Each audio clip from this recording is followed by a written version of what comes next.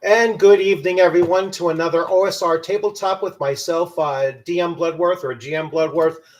Richard, for those of you that know me on a more frequent and personal level, although everyone now in this chat is welcome to call me Richard if you wish. And I am joined today by Don Semora. Sorry, Don Semora. Welcome, Don. It's great to have you on the channel. And thanks. Great to talk about this topic because I think this is something that both of us have at least some connection to as far as being a special guest at a convention and you being a convention organizer. And so I really like to go into this subject of talking about the expectations, both the give and take between special guests and convention organizers and vice versa. So without further ado, I'll let you introduce yourself, Don, and let us all know what you are renowned for. Well, I'm Don Semora. Everybody knows me. I'm the owner of Wizard Tower Games, and I develop games and write books and have worked with a lot of different people like Tim Kask and, me and Scott Mulder doing a game together, Eric Tenkar from Tenkar's Tavern, Tom Verholt from Tabletop Tap Room. And I also decided with a level of insanity with my wife is to start a game convention. And last April was our premier year one introduction to the chaos. And that's pretty much what I'm known for. And, been to one convention as a special guest, Total Con, which was an awesome convention. They know how to run a con. Wow. So yeah, that's pretty much the cliff notes of me.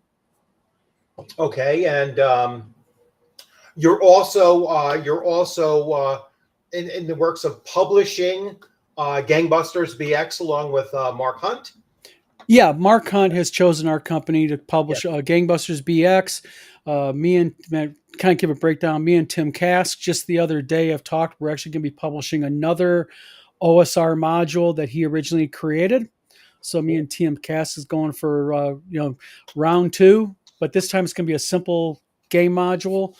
Me and Scott Mulder are working on Interstellar. I'll be publishing Tom Verholt and Eric Tenkar's new core game for their fantasy RPG. And just basically busy as hell, which is a good thing, I guess. All right, and just so you all, everyone watching knows as well, I have never run a convention, although I kind of thought about it, and to be honest with you, it is such an undertaking, and it is something that because I know quite a few people who have launched new conventions. I met them in their first year. I went to their conventions for the first time, or in the second or even third year, and it is something that I give convention organizers a lot of credit for. It is an undertaking that is just I'm sure very stressful, and it's something because it's I'm a retired school teacher, and I was also a union rep in my school building, and when teachers came to me suggesting that they were going to go on a class trip, all right, and I used to tell them all the time, there are 10 things that can happen on a class trip, and 9 of them will cost you your license. All right. And I kind of look at starting a convention and being out of pocket, certainly for that first time around, and you're taking on all of the risk and all of Yeah. the, and there really is only one potential outcome where it is just phenomenal, and exceeds all expectations. And so I kind of equate them to the same challenge, in a way. Like, you are hurting cats, like you are hurting, Oh yeah. 60, 120 kids, on a thing, and you have to keep tabs of everything going on at once. And to be honest with you, since I retired, I was like, nah, I'm just not into stepping into that kind of a thing. So I give you all a lot of credit. Now, the other place that I'm coming from is that I have been a special guest Hmm. at now three smaller conventions. So I was a special guest at Page Two. Yep. So the second year of Page was this past January. Which, in all fairness, is not really a small convention. I mean, Well, yeah, it they hit the was. ground running. It was not. It has exponentially grown Yeah. from the first year to the second year for sure. But I was a special guest at Page Two. I was a special guest at AutoCon this year. It was AutoCon, the fourth year of AutoCon, which is a very local, small convention for Yeah. me here in my hometown. So I was like, awesome, And I was a special guest at the Central New York RPG Con in its inaugural year. Yeah. So, and all of these individuals, I have met, like the I'm going to keep on calling them runners, but they're convention organizers. I have known for quite some time Hmm. prior to being a special guest and going to their conventions and whatnot. I've also gone to several other local conventions, such as ShireCon, from Yeah. very beginning of when that started, or maybe the second year of it, and also Rising Phoenix, Hmm. which is in Massachusetts. And so, and that's the one that I have a conflict with WizardCon. I'm sorry. Yeah. So In all fairness, I mean, I invited you last year to WizardCon, but people keep grabbing you up on me. yeah, So so well, we're going to alternate, right? So and that's something that I had said to some other convention yeah.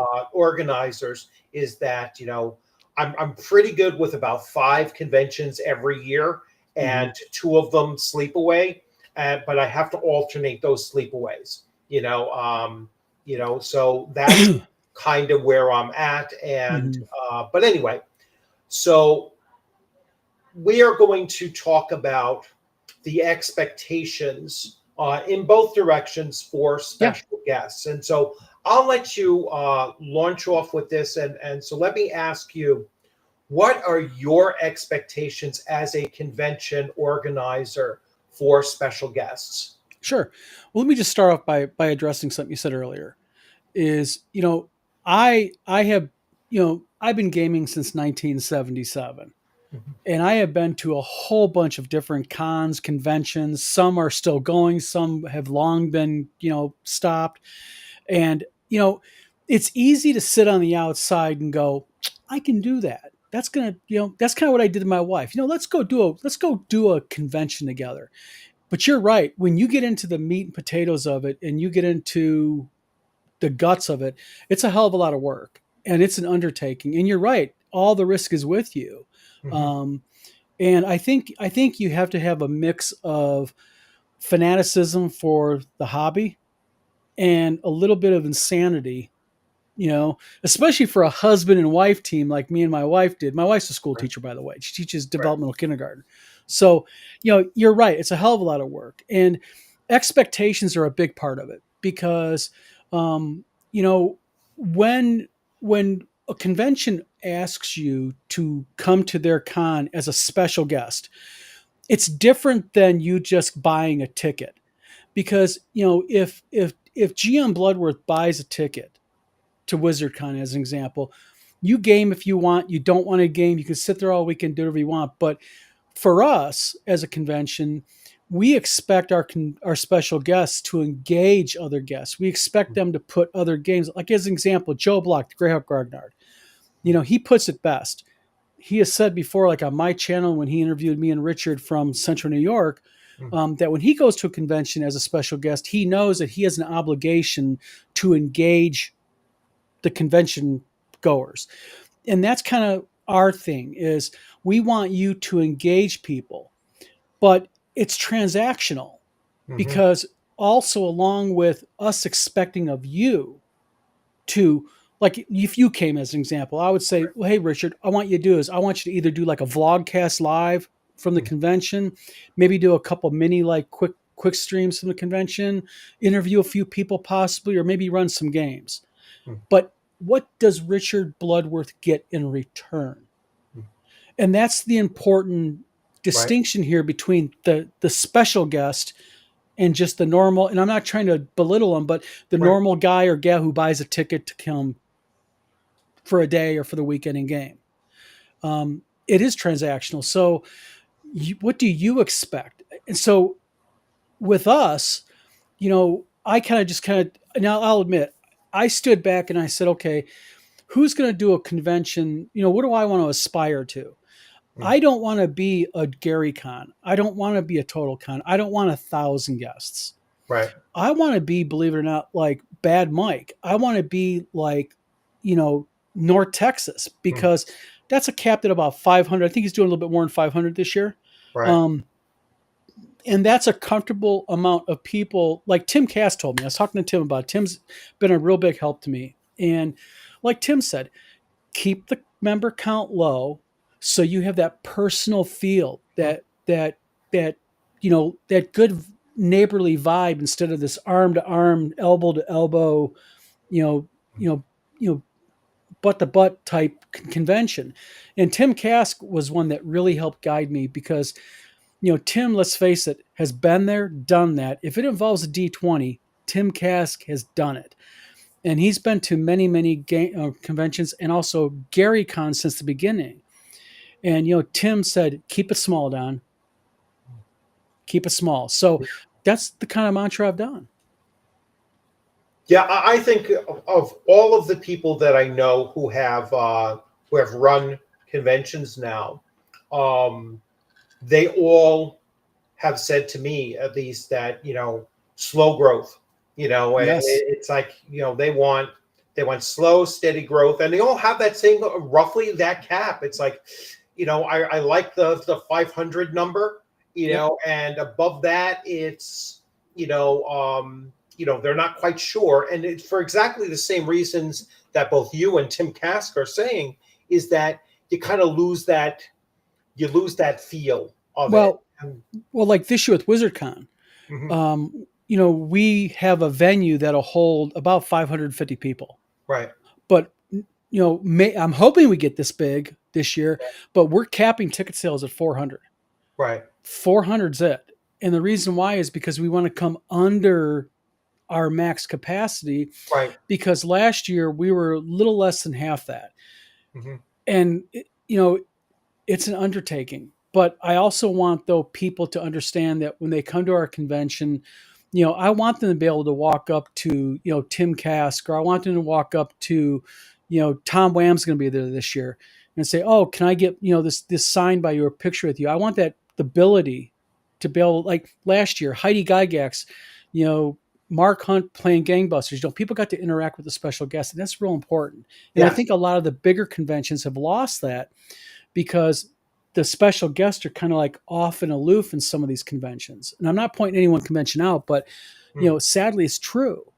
Yeah. And I don't want that for WizardCon. We will never. I will tell you right now. I don't care how popular it gets. We will never yield to the pressure of going above 550-ish. That's going to be our forever cap. Keep it small and intimate. Intimate. That's what Tim Kask calls it. Yes. Yeah. It gives you that sense of when you're walking through the gaming room, and you might have 40 tables in that size of a convention, and you'll be like, oh, I played with this person yesterday, or this person was in my game this morning, and you can just scan the room and you'll start to recognize faces, especially by day 2, and if you've missed that opportunity to really connect with somebody, you're going to see them again, across that same room and be Yeah. able to, hey, why don't we go and at lunchtime and sit down and have a chat and do whatnot, have a beer and just talk about so far what our convention experience has been, or do you want to come on the channel afterwards or whatnot, which I was able to do with Yeah. Central New York because it was so small. you Well, know Go ahead. Mark's genre mixer asks an interesting question. He says, "How do vendors and new game sellers feel about smaller cons? Wouldn't they want more attendees by default?" And you know, as a vendor, I have a publishing company. I have been to other conventions where I have sold games, and I'm an author, my books, and also I do artwork, schematics. And so, believe it or not, I see the point that Mark's genre mixer is trying to make here, but Mhm. also it can be kind of a bad thing, I think, to have too many people because one thing that was explained to me by a lady at WizardCon, she was telling me her experience at Gen Con. And Mhm. she was like talking about how literally when you're in the Gen Con vendor areas, you can't just stop. You're Right, being pushed by the crowd, literally. So I think by having a lower count, yes, you're not going to get someone like Watsy or Chaosium to come to your con at 500 people, probably. right, But the smaller vendors will enjoy, I think, that more intimate feel because there's more room for the vendors to interact with the attendees in that case. right, And that's what we looked at with the second WizardCon is not only did we have problems with the first venue, and that's another thing, you have to be able to kind of move on your feet. right. Um, we changed to Battle Creek from Kalamazoo because I'm from Battle Creek, and Hmm. I want to have a convention in Battle Creek. So we found our venue. And the great thing about WizardCon this year is the vendors will be right in the main area. So in order to get to the gaming room, you got to go through the vendors. And when you walk out of the gaming area, the vendors are right there. So the vendors and the attendees have to mix. They have to see each other. So that's a good thing. Um, I'm going to address that same question. So just to relay without giving any names, but at the Central New York RPG Con, which is the first year of it, Hmm. it was about 200 people, which is phenomenal for a first year Hmm. Yeah, convention. Roger knocked it out of the ballpark. He did a Yeah, hell of a it job. really did. And the gaming tables and the vending tables were in the same room. And all of the vending tables were in the perimeter, and the gaming tables were obviously in the middle of it. And anytime there was a break, because these are 4-hour blocks and you tend to take a break or whatever, and the players at the table during the breaks, when they're getting their lunch or whatever, would turn and they'd be right next to a vending table. Hmm. And I heard from one vendor, all right, and again, no names, he made more money in the 4 hours that he was in at that one day at that con during that 4 hour period than he did at another convention that was 8 times the size, Sure, because it's a it's all large about vending it. hall. Yeah, because it's all about, and that was our thinking. That Yeah. went heavily into. I'm gonna tell you what happened with WizardCon One. WizardCon One was a great learning experience for us because one thing that I'm a big fan of is I think that yeah, you can stand up with your successes and pat yourself on the back and hear me roar type stuff, but better yet, it's the things that you fall short of that really can help you become better if you're willing to look at them. And the whole thing with the vendors with us was at WizardCon 1, they were off in a different room, except for the ones in the main gaming area. So this new venue, which will be WizardCon 2 and 3, or excuse me, 3 and 4 and 5, they're our permanent venue now. Yeah, you're addressing him too? Yeah, I'm seeing I what's think going he's a on with. bot of some type, is what he Yeah, is. I'm gonna. Yeah. But Yeah. while you're doing that, I think the thing is the reason why those vendors did well at Rogers Convention is because number one, it was the only place the vendors could be was right there. So there was not another location. And, I really looked at that Hmm. and I asked people with the smaller cons, a bunch of people, how can I make it better? And that was a big feedback. get the vendors in the gaming sphere, that ball where all the games are going at. So, you know, that's what I want to do. And with us, our venue's fairly large, so it gives us the chance to have vendors again right outside that gaming area, but also on the inside they're going to ring the gaming area, the Hmm. main gaming. So Sorry, I just had to take care of that. I lost no, you're fine. It track a just little says bit. I have a oops something reloaded. So Yeah. Yeah. So anyway, I think yes, you the turned off. comment was at the I same. I think you accidentally turned off chat or banned everybody. Did I? Yeah, because it's like nobody's in chat now. Everybody's gone. Oh boy. All right. Let's see what I did. That's Uh, all right. We're I thought we're I banned the one. that's okay. Let's see. No, I saw another one come up. So this is a new one. Okay, good, perfect. Yeah, I think it was just that one person. That was the Yep. only person I clicked on. And So UConn, by the way, is one of our local ones. UConn is at up by the University of Michigan, so that's a convention that's been around forever, and it's fairly large. But they're ones that kind of put vendors in the same area too. yeah, yeah. Thank you everyone for checking that. It is so Okay. rare. I can't even remember the last time I had to block somebody on on the chat. So yeah, glad to see that I didn't friendly fire anybody. So That's no problem. um, so yeah, so back to expectations. Yeah. So I had this conversation several times actually. I did a live stream a little while ago when I think Eric Tenkar first brought up, the issue of special guests and some expectations, Yeah. and um, in recent weeks, I guess, so we Yeah. That was a couple weeks ago. He did that. He weeks, did a good um, video. some of that has also come up again with expectations of not so much convention organizer to special guest or special guest to convention Hmm. organizer, but special guest to special guest. Yes. And so that's something that I'd like to broach because Sure. this is a fairly big this is a fairly big community, if you want to call it that. Like anyone associated with It's a online and community. TTRPGs and Yeah. going to conventions and everything, there are a lot of personalities, all right, Hmm. on the internet.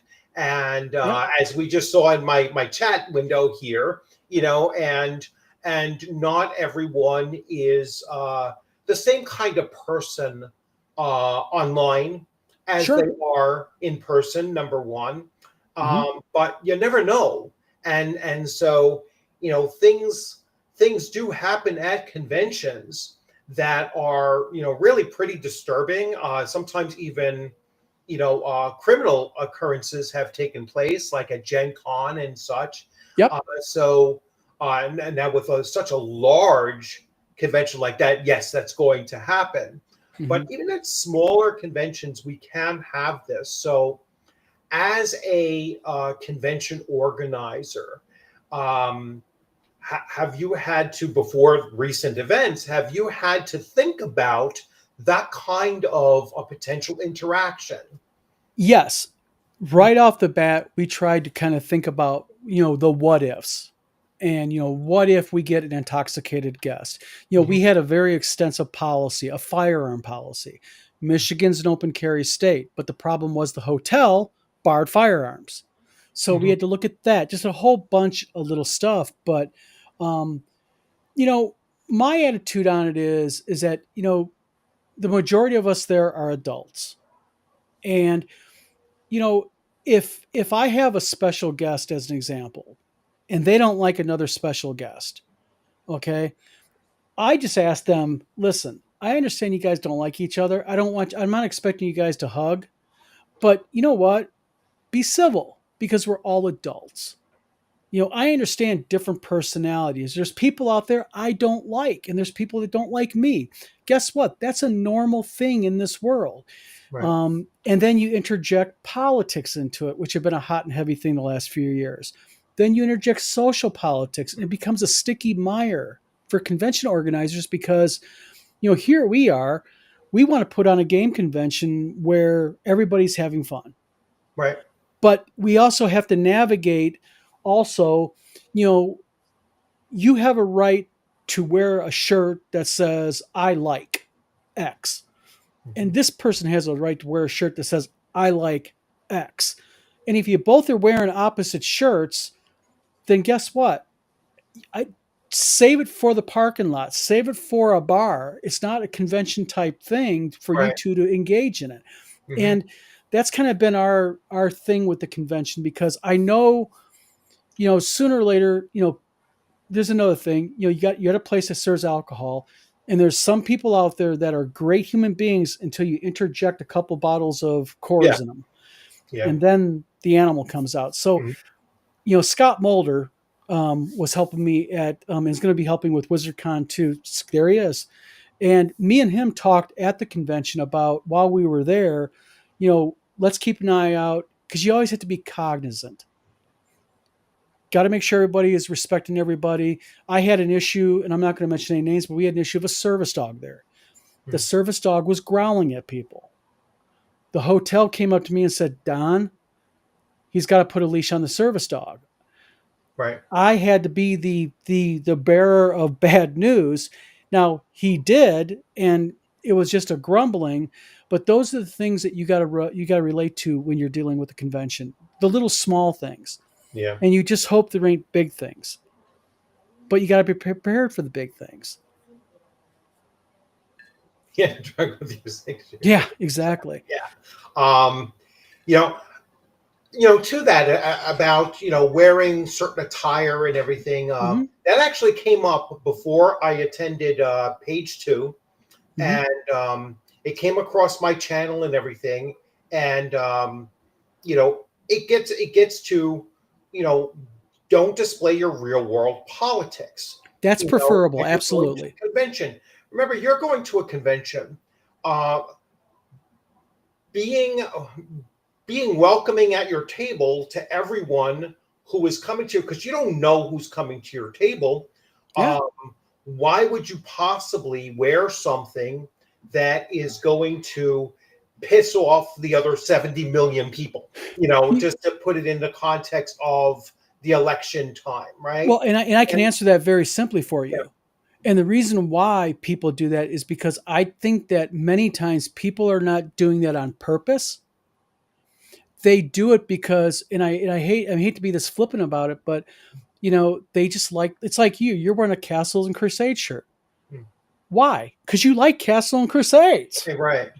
You know, um, what is the politics of the creator of Castle and Crusades? Who cares? Right. But should a convention be allowed to go, Richard? You know, I see you got that, you know, Castle and Crusade shirt. They voted this way. You can't wear that shirt. You know, no. You Yeah. know, you can have a dress policy like we had Right. one that says you cannot have anything that has profanity on it, or anything that's designed to incite, you know, racial or political hatred. We did that on purpose Right. because you can use ambiguous language to give you Hmm. that Yes. flexibility. But as a convention, you have to be really careful, because you got to be mindful though of people's, you know, right to be able to exist, and you got to be cognizant of people's right to express themselves. So it's a delicate dance. And as a Hmm. convention organizer, one thing I do not want to do, I do not want to, and it shouldn't be my job to have my politics Hmm. dictate to you how you should be and act, as long as you're being civil Right. and not violating our basic written policies. Hmm. So know, and I have no problem with the convention, as an example, saying you can't wear a Trump or you can't wear a Biden shirt. Let's just pick on them both, okay? I'm fine with that. But you have it in writing, so it's equally enforceable. Right. But by having but some conventions have policies that are kind of just, well, it's not a written policy, it's a policy you should know as an attendee or as a special guest. And it's like, you're being unfair with people, because people can't guess. You know, Yeah. I suck at mind reading. Yeah. Yeah. You know, so I think it's really important as a convention to understand that you expect your guests to respect other guests. Right. And they can do that, and you can enforce your policies as written, but you also have to respect other people, and within reason it goes both ways. And like I said, Yes. it's a big swamp full of all kinds of sand pits and traps out there when you start getting into that. Mm. Keep the politics out of cons, please. I'm as left as they come. And you know what? The funny thing is, Mm. how long have I known you, Richard? A couple years now? Couple years now, yeah. We've talked often on Facebook Right. and etc. Been on your show a couple once, I think once before or twice before. Do you know the funny thing is? I don't know how you vote, and you don't know how I vote. That's right. Why? Because we don't give a shit. Right. It doesn't come up. You Yeah, know, because it's not important. same thing with my 6 to 8 players that are on my table that have been at my table now Yeah, for almost 4 years now. All yeah. right. I couldn't tell you how they voted, whether they're, necessarily married or not, Yeah. what their sexual orientation is, what their, identifiers other than their first names. And some of them I don't even know their real first name. You know what I'm Well, saying? It's like, yeah. and because it's not important to what we're doing at game time, Well, and that's the same thing. You look at Eric Tenkar and Tom Veroldt. Right. Me, Eric, and Tom talk just about every day. Mhm. I have been on Eric and Tom's show and vice versa. Hell, we do a show every Thursday night together. Right. And I've known them now for 3.5 years solid. And guess what? I couldn't tell you how they voted it'd be a 50-50 coin toss. Yeah. And the reason why is this, and Eric has said this before, and so has Tom on their shows, is that, your political beliefs are not a mandatory line on my application to be a friend. I have very simple requirements to be my friend. Don't be an asshole to me, and I won't be one to you. Respect me, and I'll respect you. And let's have fun in game, because guess what? This is what this is all about. Right. Your channel is all about having fun and gaming and talking about the important issues that matter. Sometimes those issues are difficult to talk about. Sometimes they're tough issues. And let's face it, with the OGL scandal and things that happened with a certain company that sued WotC, some gamers have had a tough time this last 3 years, and it's sad that it happens, but what we have to do as a community is come together. And gaming conventions is where that happens. I don't think most people would even know who now Ralph Nader is at this Well, time. that's a blast in the past. Ralph Nader, Yeah, Joe, I'm sorry, but if you wear a Ralph Nader shirt at my if convention, I could wear my Ross Perot shirt, so I bet you people wouldn't even know who Ross Perot was. I know that's what I'm saying. It's like, yeah, that's a definite, that's a throwback to the '90s for both in that case. Yeah.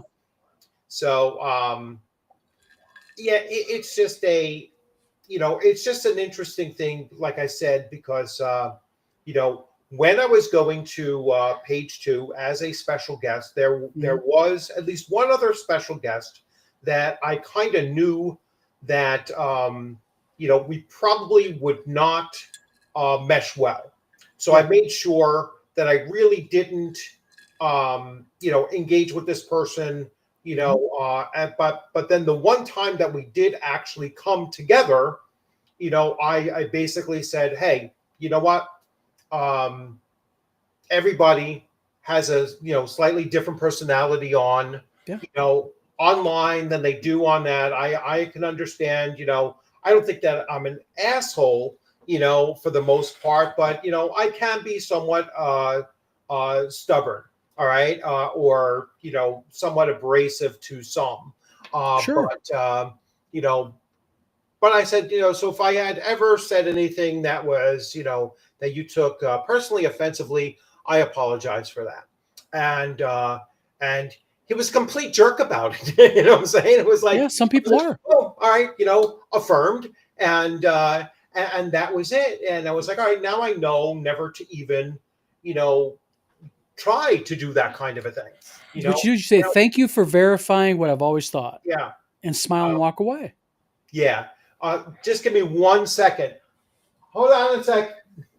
All right. I just got to close the door. I'm loud. No problem.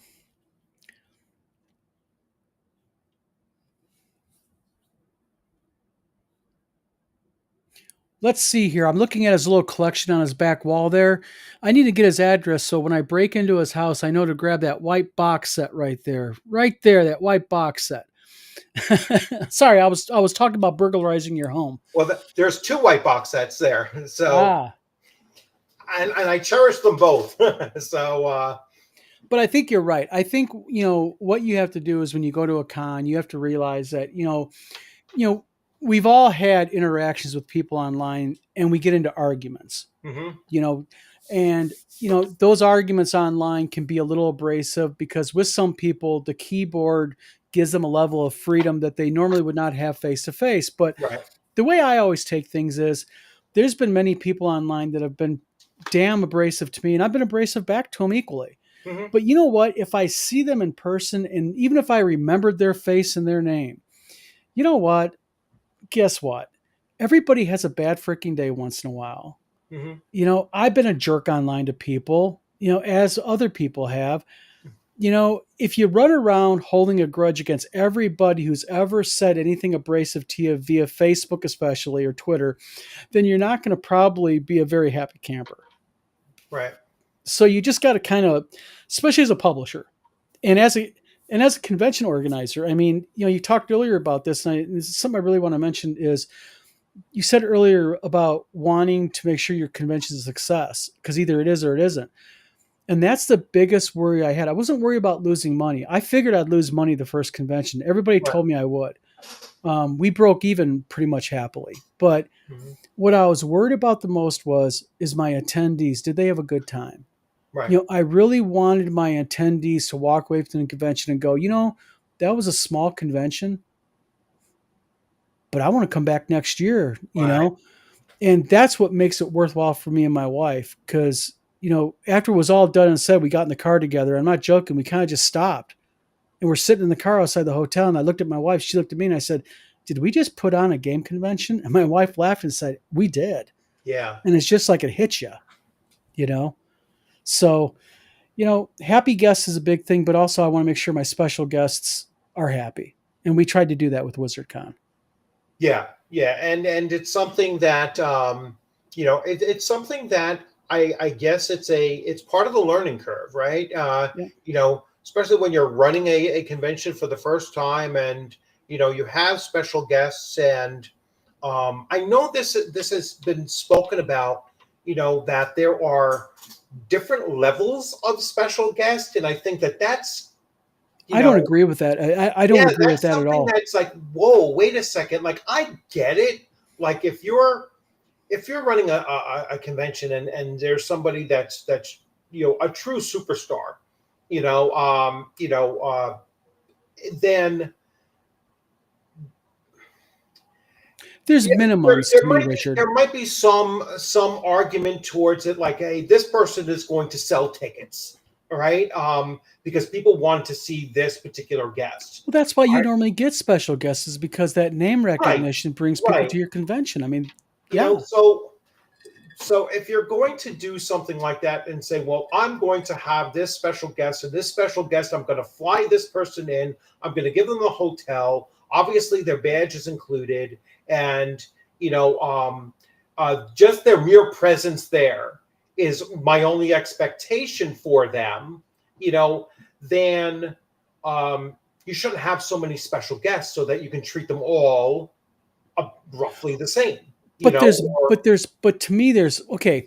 I agree with you that let's face it, if you're going to have Don Semora at your convention as a special guest, Don Semora is by far very, very, very low on the old totem pole of special guests than somebody, let's say, like Frank Menser or Tim Kask or Luke Gygax or yeah, and such. But to me, there are bare minimums. And your bare minimums is at least give your guests a hotel room. yeah. I mean, give them, a hotel room. Maybe give them, if you can't afford plane tickets and such, you know, at least the hotel room, like with WizardCon, we did hotel room and we had a special room off to the side for special guests, and we Mhm. provided, like soda pop waters, vitamin waters, snack food. We did a nice cake for them that said, "Welcome to WizardCon. Thank you for coming." Things like that we did, Mhm. because that's just because we're a small convention. Right. Some conventions offer a lot more to their special guests, like they fly their guests in or they give them whatever. But to me, no matter what, you got to give that special guest something as a bare minimum. Right. Um, So, yeah, and as someone who has been in that, under that situation, like I know you offered all of what you just said to me mhm. for last year's convention. We have to every special guest. It's a Yeah, mandatory and and minimum. and so I was like, wow, that's really incredible. I wish I could do it. I wish I didn't have the I conflict get it. You last Hey, year, or next year, but I first come will. first served. Yeah, I will be there 2027. All right, I'll hold you to it. Hey, everybody, you that heard is them. etched. That is etched in. So yours will be my convention where I go away. So that I'm pledging right That's fine. now, barring any other No worries. circumstances over the I get next it. year and a half before that happens. But minimally, I have been, because I run a lot of games at conventions. Yeah. Those are almost always included. All right. Hmm. But that's the same kind of thing that happens with anybody who is game mastering 12 hours or more over the course of a 3-day con. All Hmm. right. Might be a little bit less if it's only a 2-day con, because that's really kind of tight to get 12 hours in just 2 days. Hmm. But that's been pretty standard. Like when I go as a game master for a convention and I'm running 3 or 4 or even more sessions, the Yeah. badge is included. All right. And that would be my expectation. If I'm running that many games, I shouldn't have to pay for my badge. The only time that I pay for my badge beyond that is for much smaller cons. And Hmm. and number two, if I want to play in a certain game, because you don't get the same Yeah. you don't get the same thing, because tabletop events Uh, doesn't allow special guest badges to do the early register for games. yeah. So you're kind of put at the end of the line, or at the same time as the general public is. And it's like, Hmm. well, I really want to play in Frank Metzner's game, or in Hmm. Alan Hammock's game or whatever. So I'm buying my ticket anyway, Yeah. and let them sort that out later on, how to, compensate me for running my games. So that's my expectation as a special guest. Hmm. At least cover my badge, Yep. but also tell me what you want me to do for you. Hmm. As a convention, runner, I want to know, do you want me to sit at a table, Hmm. do a panel? Do you want me to do interviews like you were saying, earlier on? Do you want me to go around, since I'm a vlogger? That's my, my that's my more exposure to Yeah. the Your forte. from that is yeah, I will gladly go around and give each vendor some time to talk about what they're doing, and give me a block of time that's what I'll do, and I'll go around and do that as well. So yeah, have some expectations of what what you You need want them. me to do. That also includes bringing you on before your convention, several times before your convention, Hmm. especially when you're releasing new info and everything. Any convention organizer is welcome on my channel to pitch their convention and then repitch it, and then say, hey, we have these new lineup of Hmm. special guests. Can I come on your channel and talk about that? Yeah, absolutely. Right up until like 2 weeks, I think I had Roger from Central New York Con on my channel like 2 weeks before the con itself, maybe Hmm. the weekend before. It was like, hey, you know what? Come on out here. And that was the last pitch for it. And then I did a follow up afterwards. And I Hmm. think that's also a responsibility that a special guest has, is to do an after action report, basically. Hey, Yeah. this was the experience. This is, the the positives that I really enjoyed. To be honest with you, and I said this to Roger too, I had no cons, no negatives about his Hmm. first year convention. Hmm. It was smooth. It was Good. really, really good. And I had a great time at the first page and the second page. Uh, Hmm. the biggest issue that I had with the second page was I came home with the flu. All right, and that has nothing to do with the convention itself. Hmm. It just how happened to be that I came home with the flu, and that was a bigger bugaboo for my wife and my kids, that I Hmm. had to quarantine myself for 10 days after the convention. They were like, oh, what was it worth it? Was it worth it? And I'm still in my head saying, yeah, kind of was, but not for them. It wasn't. Hmm. So that was the other thing, and that might just be a big con issue, because I always heard Well, about. you got a lot of people. It's called con crud. Yeah, I've always I've always heard about it. I've just never experienced it myself. So maybe that was the Hmm. first time, that I had it. But but yeah, if that were a usual thing, then I'd be like, oh, I'm going to, like, 50 people or less, kind of Hmm. convention thing. But um, so yeah, there are expectations that I want the convention runner to have of me, or any special guest that are going in there. And then similarly, we have expectations coming back the other direction as well. Yeah. Well, Paul mentions about Yeah.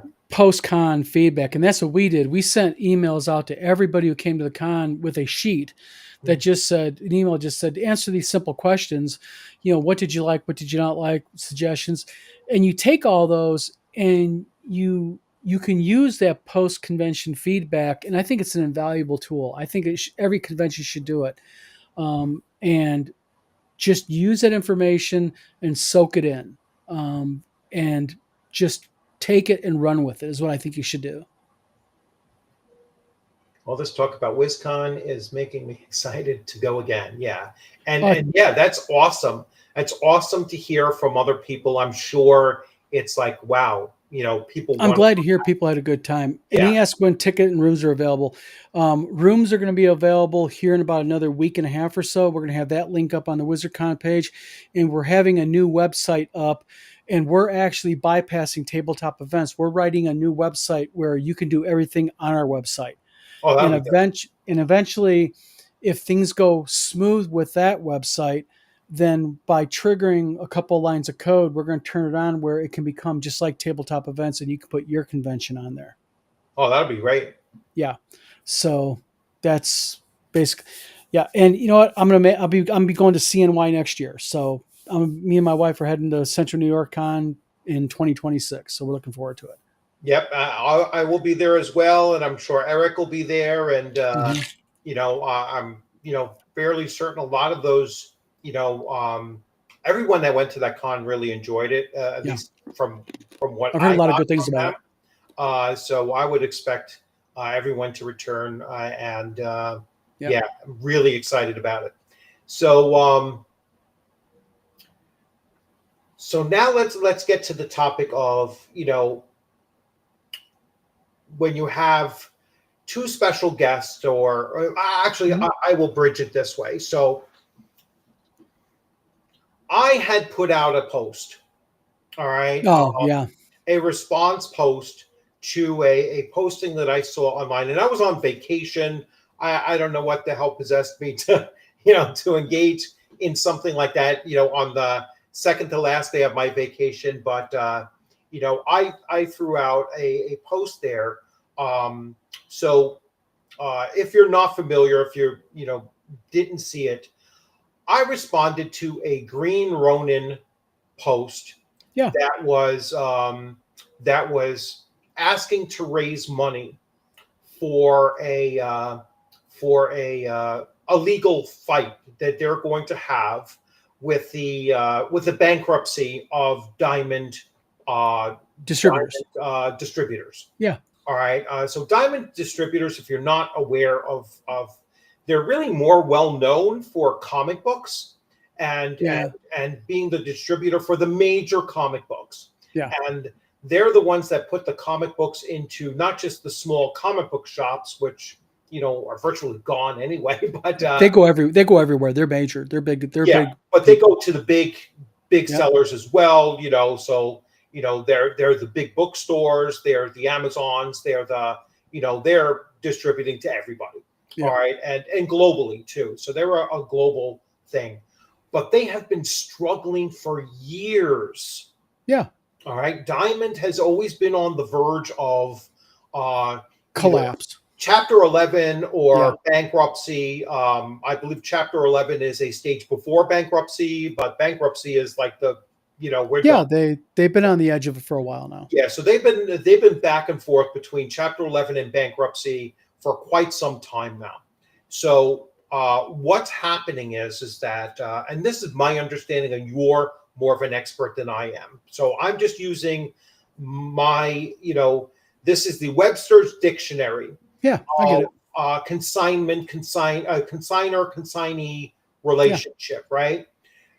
You're going to warehouse my product and sell off my product as they are purchased, and I will get a percentage of that sale, and you get a percentage of that sale, and then your creditors get a percentage of that sale. Yeah. All right. And if the consigner is going bankrupt now, the first payee of their bankruptcy is going to be their creditors. All right. And they can sell off their stock. All right. Their product stock. I don't mean their share stock. Yeah. Their product stock at a lower price. All right. And you still getting your percentage. You're not guaranteed that price point. You're guaranteed the percentage. Am I correct? No, what basically with Diamond filing bankruptcy, the way it goes is if you're a creditor, okay, and like you have games with Diamond, okay, like Green Ronin does. The problem with a bankruptcy like that, we ran into that with the new TSR bankruptcy because we were a creditor with their bankruptcy, is the bankruptcy court looks at how much are you owed by this company that's going into bankruptcy versus how much are you due under the bankruptcy code. And there's an argument saying basically this is what Diamond is, or this is what Green Ronin is saying, is we're consignees. They have our product. They haven't paid for that product, so they don't own it. Right. So we should be able to get our product back at the minimum. And what Diamond is saying is no, was consigned to us. Well, if you look at the bankruptcy provision, Green Ronin is SOL. Now, Green Ronin claims that they have found a loophole in the law that allows them to possibly gain their product back. The problem is there are no loopholes in the law. The law is the law. We learned that through our dealings with the bankruptcy court when we tried to say, hey, because the problem is that you may read the law in one way, but the way the law reads and what it means usually is something really different. That's why there's lawyers that go to school so long. Right. So the argument is Diamond is doing this Kickstarter because they're trying to raise money, and I respect this, to try to fight this. Yeah. And in your post, and I have a post pulled up here as reference, you pretty much just said, hey, I don't agree with this. They're online asking for money, and you mentioned the orange list, which Green Ronin pushed, and so did the owner of Green Ronin. Mm-hmm. And the orange list basically was, and I'm not trying to put words in your mouth, but to keep it simple for everybody out there, is the orange list was a list of people who voted a certain way in the election a couple election cycles ago. Yeah, 2016. Yep. And it was basically them saying, if all of these people and businesses do not give them your business, they don't deserve your business, let's put them out of business. And your point is they put this list out demanding you to put these businesses out. And now that they're on the verge of collapse, they're asking for money. Right. That's what I agreed to. And my post was, and I quote, excellent response, spot on. Yeah. Bloodward. And yeah, that was my point of that, was that basically this is the same person or the same group of individuals who back in 2016 said that if you support this way, if you vote this way, we do not want you to buy our product, play our games. Then they took it another step further That's right. and they started to generate with that list and amongst their mutuals, Yeah. all right, whether it on Facebook or X at the time, Mm-hmm. hey, you shouldn't be associating with these people. And they would reach out to all of their Mm-hmm. mutuals, and this was what was called the block ban, right? Yes. And so that's what they started doing. And it was at the height of cancel culture, Yes. in 2016, 2017. And so now, and what I said in my comment was that, you know, here you are asking for money. Yeah. All right. And you get nothing in return for that money, by the way. You're giving Mm-hmm. them money to fight their case. You're not going to get anything. It's not like you're backing something, that you're going to get a product or anything like that.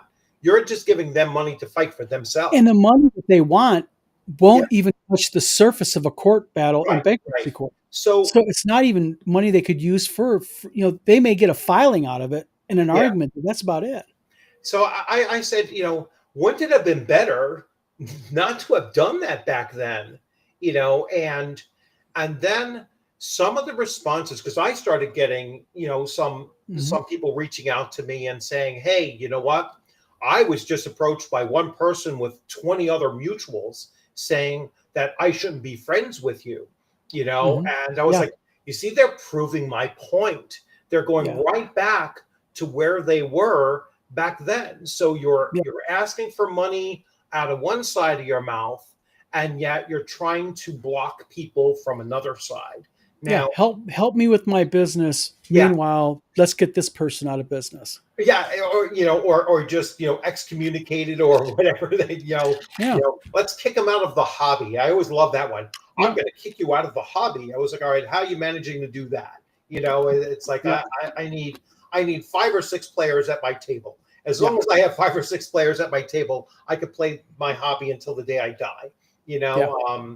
But anyway, it just proved the point, and then some of the responses to that, within the convention, within the convention space, Sphere. Yeah. has been bizarre, in my Well, I mean, opinion. So, to be blunt, yeah. I was a special guest at a convention, Mhm. and I was literally, confronted by the convention organizers and saying, "How come you made that comment on Bloodworth's post? They mentioned your post. They showed me, and they Yeah. said you violated our policy. Again, it was an unwritten policy of Mhm. beefing with other convention goer, special guests. I'm not beefing with anybody. I wouldn't know Chris from Green Ronin Games if he was on this video with us right now. And you said this Right. is Bob. I'd call him Bob. And so I was literally removed from a convention as a special guest. It was Paige. I'll just say it. And to this day, I asked him, "Let me see a copy of the policy," and they couldn't provide it because there was no written policy at that time. I'm sure they have created one now and put it on their website. But Right. the point being is, as a convention organizer, when you begin attempting to tell people what they will say online with their private account, you're touching dangerous ground, because what happens next is Right. the next step. You're going to tell me who I can be friends with. Is the next step. I mean, what is the next step here? And that was my argument to them was, you're citing a policy that's not there. You're Right. removing me as a special guest, citing this invisible policy. And I told them flat off, this is none of your business. This is my personal account. I didn't do it on Paige's website. I didn't mention Paige. It's not my company's site. And all I said was, excellent response, spot on. I don't think I was attacking anybody per se. Right. But again, they interjected, and Ron did. Ron interjected his personal politics and personal dislikes into this. And fine, his convention, he can disinvite me. That's more Right. power to him. But it doesn't mean I have to keep my mouth shut about it and say that it's wrong. Yeah. Because if you're a special guest at my convention and Joe Smith is a special guest at my convention, and you speak out against Joe Smith, and even if Joe Smith approaches me and says, "Hey, this guy's wrong," I'm just going to tell you both, listen, guys, I don't care what your personal beef is. At my convention, be professional and be nice. Right. Simple. Yeah. But that's the dangerous ground that we walk on as convention organizers is we're not God. Hmm. Yes, we are the rulers of our realm of that convention, but keep your nose out of people's politics, keep your nose out of what they're doing. Just demand professionalism. Be professional. That's all you Yeah. got to do. But Yeah. it is what it is. I What mean, gets me is that no one reached out directly to me and said, "Hey, you know what? yeah. This is nobody said a word to me." Yeah. Now maybe and it makes it even more weird because I wasn't even attending Page Yeah. this year.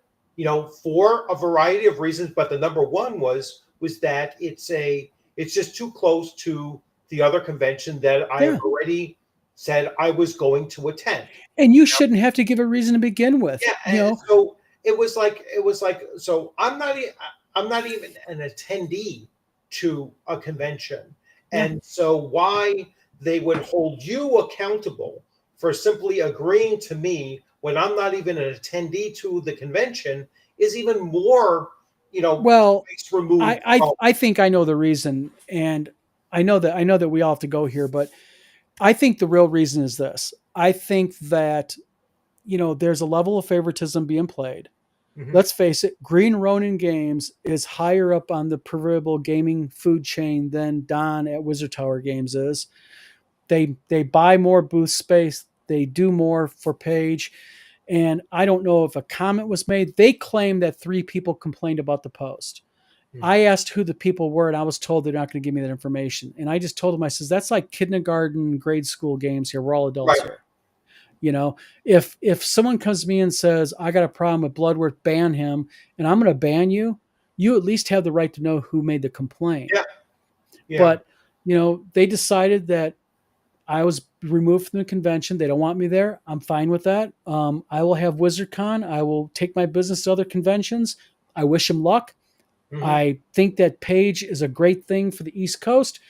Ron has enjoyed very good success very quickly. But if Ron was on this channel, I would just very, in a friendly manner, give him some sage advice. And that is be very careful when you begin going down this road of pulling these power trips, because sooner or later, you're going to power trip on the wrong person. And that person's going to have the ability to power trip back on you. And Right. you could potentially open up a very sticky mess. And frankly, it's kind of shameful to do that to an individual who's been nothing but supportive of you and did nothing directly to your convention. Yeah. You Yeah. know? Like I said, that it's like twice removed. It's like Yeah. I'm not going, and nothing we said had anything to do with the convention at all. Yeah. To be honest with you, I don't even think it was announced that Green Ronin Games, It was or not that I seen. or They was announced it. They announced it after you made your post. yeah. So it was like it was so bizarre, very very It is bizarre. It what was it almost is. like trying to create the excuse of something after the fact, Yeah. and again, it's just, now when I said like during the stream, and I apologize that I wasn't able to stream from the Bahamas No, and you're get fine. that thing to work. It was like everything was very intermittent, but I said, I'm sorry it turned out this way for you and anyone else. Yeah, it is Um, what it is. I'm not sorry for what I said, Don't be. but I'm sorry that the response of it, impacted anybody but myself, because I own what I say, And you know what? And I own what I say. And that's yeah, why I and it's said to them right off the beginning, it's none of your business. yeah, My private account on something that has nothing to do with your convention, far removed 10 times, you don't have a right to tell me what I can say. And their direct response was, and this is important before we go, Ron had the balls to tell me that when you make a post on Facebook, it becomes our business. yeah, that's crazy. So more power to That's him. Yeah, Is what it that's is. you know, so Bob, I've not been a fan of Green and Ronin since they told me we don't want your money and we don't want you playing our games. I mean, So that goes back to prior to 2016. I didn't even know who the hell they were. yeah, I had no connection whatsoever to Chris Pramis prior to that. yeah. I had Like I no said, idea who it was, and they weren't I, the only ones that did that. I mean, it was a list that was spread around by a lot there of was people. there was Sadly, yeah there was several yeah, people very prominently put out there yeah. that hey, we don't want you buying our games, and we're going to try to, because Twitter was very much a different place back in 2016, and so Hmm. they had a lot more power during then than Yeah, they do today, and I yeah, think that's something that they're going to learn really quick, is that it's not the same atmosphere as they had 8 years ago or 9 years ago. So hmm. anyway, so yeah, so to go back to Bob here, they didn't like me since then, so that's where it stands. Spill the tea. Um, what was there? What? Spill the tea. What was your post? My post was basically back, back in 2016, they generated a list of people that they wanted to disassociate from the hobby and have Hmm. people disassociate with. And now they're asking, in some cases, the same group of people that they wanted nothing to do with, to give them money, uh, Hmm. to bail them out. Yeah, And so basically. that's where it kind of stands. It is what it is. At the end of the day, I wish Ron, um, you know, I wish him all the luck in the world. You know, Gladys convention is going well, but word of caution, Ron, if you're watching this, you know, be careful. Yeah. You start telling special guests what they can say and what they can do when it has nothing to do with your convention. You're just really on dangerous ground, I think, there. I really Yeah. do. So let's see. Consignment people are unsecured creditors, and they will take in the neck during the bankruptcy. Yeah, Yeah, there's nothing you can do. I mean, that's the yeah, bankruptcy code's the bankruptcy code.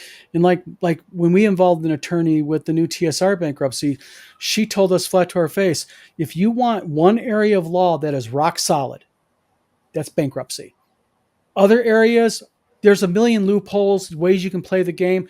Bankruptcy is tightly locked down. So it is what it is. So yeah. Don, do you have a copy of a hard copy of the Gangbusters with you right there? I do not have a hard copy. Okay. We're not going to be done with print and bind until probably in about another 4 or 5 days.